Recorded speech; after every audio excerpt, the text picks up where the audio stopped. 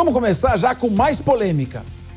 O terceiro mandato do presidente Lula completa 100 dias nesta segunda-feira, hoje, mas sem cumprir as principais promessas de campanha na economia. Além disso, a atual gestão atacou reformas recentes logo nas primeiras semanas, acabando com o marco legal do saneamento, ou tentando acabar, criticando, atacando a autonomia do Banco Central e a política de preços da Petrobras. Isto sem contar as inúmeras declarações polêmicas do Lula, principalmente contra o senador Sérgio Moro. Hoje, pela manhã, Lula reuniu os ministros para fazer um balanço dos 100 primeiros dias e avisou que não governa pensando na política econômica. Que medo! Vamos ouvir? Roda sonora. Porque o Banco Mundial disse tal coisa. Porque o mercado financeiro disse tal coisa. Olha, se a gente for governar pensando nisso, é melhor desistir. Então, não vamos ouvir a economia. Uma das principais dificuldades de Lula nestes primeiros 100 dias foi consolidar uma base de apoio na Câmara dos Deputados. No Senado, a situação já é mais favorável, com cerca de 51 senadores sintonizadinhos com as pautas do governo. Já na Câmara, Lula terá sua primeira prova de fogo em plenário, logo na votação das medidas provisórias, votação que deve começar a andar nesta semana. O presidente Arthur Lira e os líderes do governo no Congresso dizem que Lula ainda não tem propriamente um grupo de aliados que seja suficiente para assegurar uma votação tranquila. Bom, por essa razão, o jornalista José Roberto Guzzo disse em sua coluna de hoje no jornal O Estado de São Paulo que o balanço dos primeiros 100 dias do governo Lula se resume a uma palavra: nada. No texto, Guzzo diz que, abre aspas, nada não é uma força de expressão, é nada mesmo. Significa que o governo conseguiu não realizar uma única coisa útil do dia 1º de janeiro até hoje. E quando tomou alguma decisão, foi para piorar o que já existia quando chegou lá. Minha querida Deise Ciocari, concorda com esta análise dura do Guzzo? Eu concordo. Boa tarde a todos, boa tarde, Capês, os amigos aqui da mesa. Esses primeiros 100 dias do governo Lula não tiveram realizações, né? Por mais que ele tente falar que teve. Eu vou só abrir um parênteses aqui, porque eu vi muitas pessoas perguntando que mania que a imprensa tem de ficar falando de 100 dias, né? Então, como começou essa história? E até para efeito de comparação, né? Esse marco dos 100 dias, ele começou no governo Roosevelt, quando Roosevelt assumiu a presidência dos Estados Unidos, que os Estados Unidos estavam na Grande Depressão, e ele tomou uma série de medidas nesses primeiros 100 dias para tentar tirar os Estados Unidos desse período tão ruim da história, né? E aí aprovou cerca de 79 projetos de lei em 100 dias. Então foi um marco que depois ficou conhecido como New Deal, mas teve esse marco dos 100 dias. Então todos os governos americanos, depois disso, eles são comparados com o Roosevelt. E é óbvio, né? A gente acaba importando muita coisa na política. A gente importou essa história dos 100 dias, por isso que é tão importante. Normalmente são um período de lua de mel do governo recém-eleito com o Congresso, com a sociedade, com a política e com a economia, que é o que não está acontecendo aqui. O Lula tem por prerrogativa sempre atacar a responsabilidade fiscal, né? Foi isso que ele fez durante o período de transição, ele atacou 2 vezes, por isso a urgência de se apresentar o arcabouço fiscal, né, que eles apresentaram agora. Claro que a gente ainda está falando em cima de intenções e não de fatos, mas hoje na entrevista a mesma coisa, ele sempre ataca a responsabilidade fiscal e tudo aquilo que ele falou durante o período eleitoral de trazer previsibilidade e estabilidade, ele não tem conseguido trazer justamente por essas verborragias e esses intempéries. Então, se for falar desses primeiros 100 dias de governo Lula, eu acho que a marca mesmo foi essas intempestividades dele, essa verborragia e esse não controle do Estado com a mão forte que deveria ter nesse primeiro período do ano, né? Elaine Keller, você concorda, aliás, uma bela análise, bem lembrado pela Deise Ciocari, do New Deal. Você concorda que nesses primeiros 100 dias não teve deal no governo Lula? Boa tarde, professor Capês, meu eterno mestre. Boa tarde a todos aqui da mesa. E boa tarde para você de casa. Bem, vou fazer o meu papel de contraponto, né? Eu estou sempre aqui no linha de frente para fazer o contraponto, então vamos lá no meu papel. Eu tendo, obviamente, a discordar aqui da imprensa, né, especialmente do Estado de São Paulo e da querida colega Deise, no que tange aí a questão dos primeiros 100 dias. Vamos primeiro combinar que 100 dias é muito pouco tempo para qualquer governo, né? Então, o que se faz nos primeiros 100 dias? Você tenta ali organizar a casa e aproveitar aquele período de lua de mel que você tem da fase inicial de governo. O caso do Lula foi atípico, porque a gente deve lembrar que ele ganhou com uma margem muito pequena e que o país estava muito dividido até então, né, entre Bolsonaro e Lula. E logo na sequência, né, Capês, a gente teve o ato do dia 8 de janeiro. Então, Bolsonaro teve aí diante dele uma questão que, se foi uma tentativa de golpe de Estado ou não, isso vai ser definido aí nos próximos passos aí da investigação. De qualquer forma, era uma tentativa de crise instaurada para aí a não governabilidade do Lula, né? E o Lula teve que ali contar com o apoio institucional dos 3 poderes e também dos governadores. Claro, foi de novo um apoio institucional, né? A gente não pode querer ali que todos os governadores, principalmente aqueles que tiveram o apoio da base bolsonarista, dessem apoio a Lula, mas foi um apoio institucional, um apoio à democracia, um apoio à governabilidade. Depois disso, a gente tem que lembrar que a pauta do governo Lula, gente, é sempre focado no social, né? Então, dentro dessas medidas, como dizer que não houve nada? Querendo ou não, ainda que bastante tímido, a gente teve um aumento do salário mínimo, que embora sejam R$18, né, para cada pessoa, para o governo isso pesa na conta, né? Você também teve a questão de isenção do imposto de renda. Ele já, nesse primeiro ano, começou aí uma pequena isenção para quem ganha um pouco mais de R$2.600, né? Você tem aí um estudo para uma reforma tributária. Já teve a apresentação do arcabouço fiscal, que agora vai para o Congresso, e a gente tem aí o que eu considero de mais importante, que é a volta do Brasil para o cenário internacional, né? A gente que teve aí muito tempo fora do mercado internacional, a gente volta. Hoje, o presidente Lula é a figura mais convidada para eventos internacionais, inclusive o mais recente, mais importante, foi aí o convite do Japão para participação no G7, né, que é o grupo ali dos países industrializados. Então, aos poucos, o governo Lula vem aí tentando dar seus primeiros passos. A gente sabe que esse primeiro ano vai ser muito pouco, vai ser muito tímido.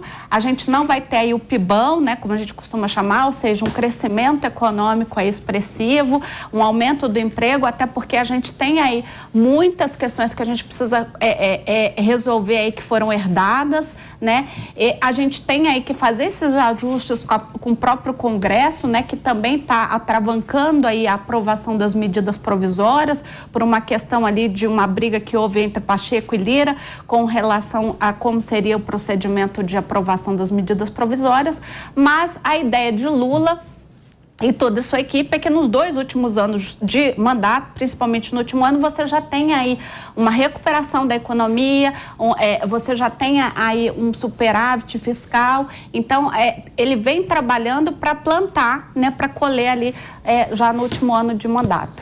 Meu querido Ricardo Rous, 100 dias, de fato, é um período curto para você fazer uma avaliação de um governo. Mas um certo pessimismo que vai começando a tomar conta do brasileiro não decorre também de uma sensação de insegurança da população quanto aos rumos da economia?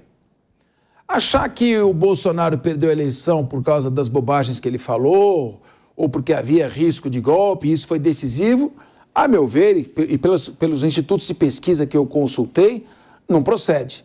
Se a economia continuasse crescendo e melhorando, mais um tempo ele viraria e ganharia a eleição.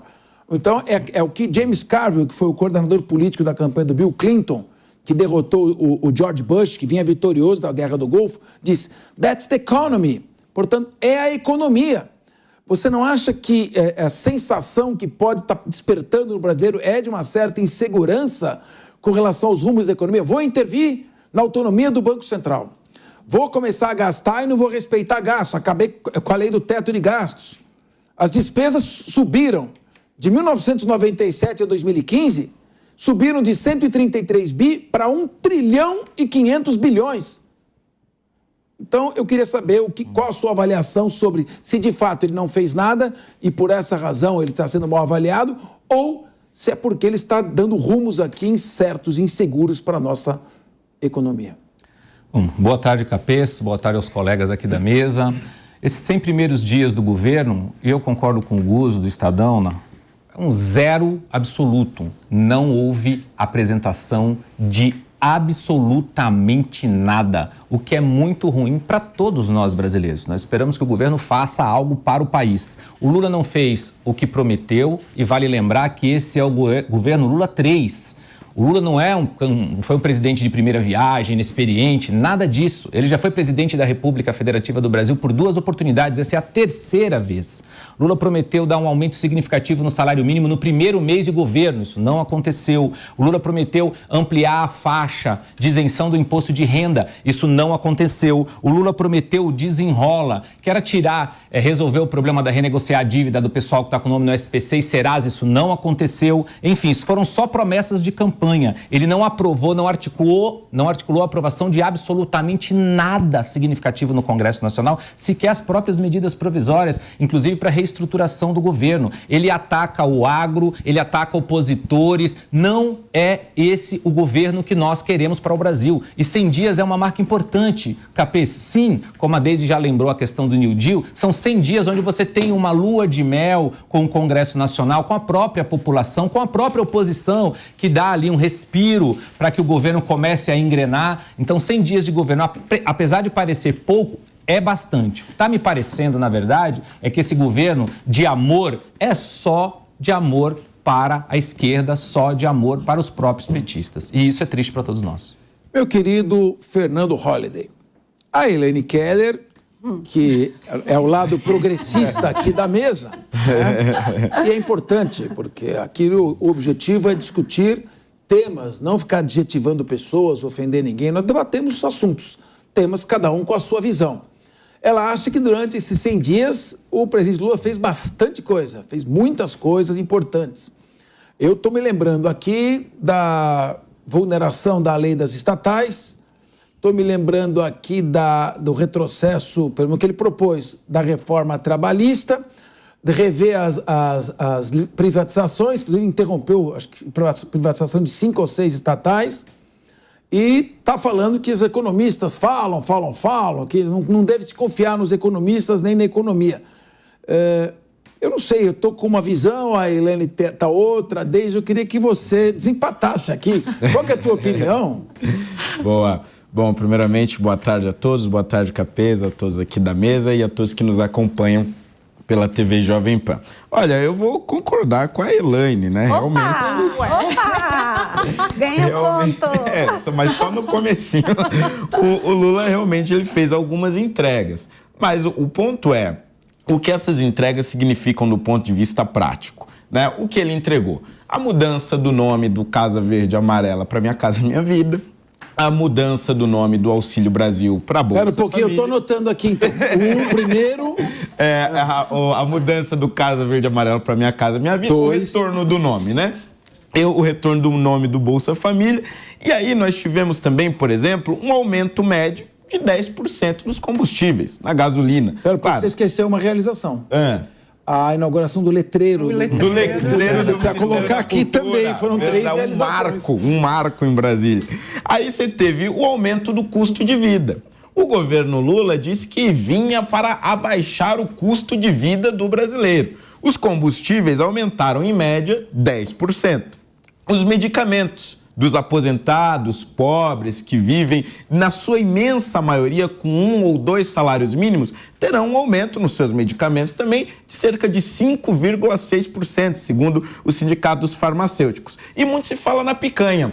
a picanha ficaria mais barata, o pobre vai lá fazer o seu churrasquinho no domingo, comer a picanha, tomar a cervejinha, mas se esqueceu de falar do ovo, que subiu 36,5%. Um elemento básico da cesta básica subiu 36,5%. Essa é uma das entregas desses 100 governos do Lula. E aí, no dia do que completa esses 100 dias, ele vai lá e faz um grande anúncio, por exemplo, falando do PAC, que era um programa que já existia nos governos Dilma e nos governos Lula, né? O Programa de Aceleração do Crescimento, com várias obras. Fez o anúncio hoje, fez um grande evento, inclusive ao lado dos seus ministros. E aí vem a pergunta fundamental, maravilha. Quais são as obras? Não tem. Não tem a lista de obras. A lista de obras vem em maio. Ou seja, quando ele completa os 100 dias de governo, quando finalmente se cria uma expectativa para o anúncio de uma marca do terceiro governo Lula, as grandes obras, as grandes estradas que vão cortar o Brasil, as reformas que vão impactar na vida das pessoas, não tem. O governo não sabe onde vai fazer as obras, porque interessava mais anunciar do que propriamente fazer. Isso porque a gente nem chegou aqui na guerra quase que fratricida entre o presidente da República e o presidente do Banco Central, querendo que se abaixe os juros na marra, enquanto que o governo não reduz os seus custos, não reduz os seus gastos, para que deixe de pressionar a inflação e para que a vida do pobre fique mais barata. Ora, em nenhum lugar do mundo se reduz juros sem haver redução da inflação. A Europa tem subido juros, os Estados Unidos têm subido juros, e ao invés desses governos ficarem brigando com os presidentes dos seus bancos centrais, eles têm feito políticas econômicas para aumentarem a confiança nos investidores dentro dos seus países. Aqui nós não temos isso. A única tentativa foi o tal do calabouço fiscal, com várias medidas que vão aumentar impostos e que, veja, vai aumentar mais ainda o custo de vida do brasileiro, principalmente o custo de vida do mais pobre, que o Lula dizia defender. Eu só queria fazer... Eu acompanhei o café da manhã com os jornalistas, que aconteceu na semana passada, e o Lula disse que está proibido, ele não vai mais bater nem no Moro, nem no Campos Neto. Ele brincou lá no café da manhã, falou que não vai mais bater. Mas, de toda forma, Holliday, a gente tem que lembrar que o Campos Neto, que eu considero realmente um presidente muito competente para o Banco Central, ele foi posto no cargo pela oposição. E o que a gente espera agora de verdade, a gente sabe que essa taxa de juros realmente está muito elevada, né? A gente espera que agora, com a apresentação do arcabouço fiscal, que inclusive Campos Neto elogiou, que agora na reunião do Copom em maio, a gente tenha uma queda desses juros. Vamos combinar que ninguém acredita, nem a oposição, nem a situação, que essa taxa de juros possa permanecer assim. Isso realmente atrapalha a população, você não concorda?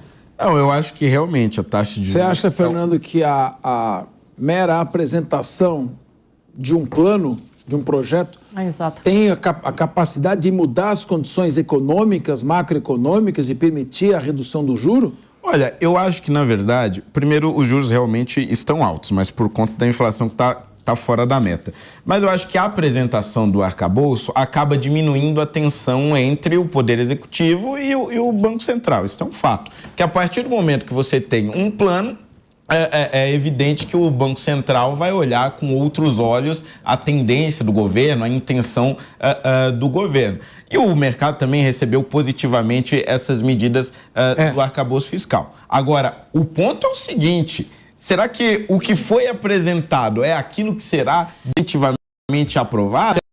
Que o PT raiz, aquele PT que inclusive está criticando o Haddad pelo seu alto teor de liberalismo, entre aspas, será que esse PT vai permitir que isso seja de fato aprovado? Aí é que a gente vai ver realmente se as taxas de juros vão ter condições de ser reduzidas ou não. Eu acho que a simples apresentação, pelo menos, apresenta e dá a possibilidade de um cenário de estabilidade. Só fazer um parênteses aqui, rapidinho, mas eu concordo contigo, Fernando, mas sabe por que existe esse otimismo em relação ao arcabouço fiscal? Justamente pelos ataques durante o período de transição à responsabilidade fiscal. O Lula sempre falou que não tem como andar responsabilidade fiscal e responsabilidade social junto, então qualquer coisa que tu apresenta, pelo menos eles demonstraram um pouquinho de compromisso, é por isso. Mas a gente está falando até agora em cima de intencionalidade, não de fato, né? Sim. Lembrando que a redução por uma canetada na taxa de juros, vai fazer todo mundo cair no crediário, vai gerar uma inadimplência enorme, desabastecimento, alta dos preços, inflação, perda do poder aquisitivo. Não dá para. Nós já estamos vacinados com relação a critérios heterodoxos. Você, com uma varinha mágica, resolve os problemas. Não é com tinta no papel que se resolve o problema. Mas, de qualquer maneira,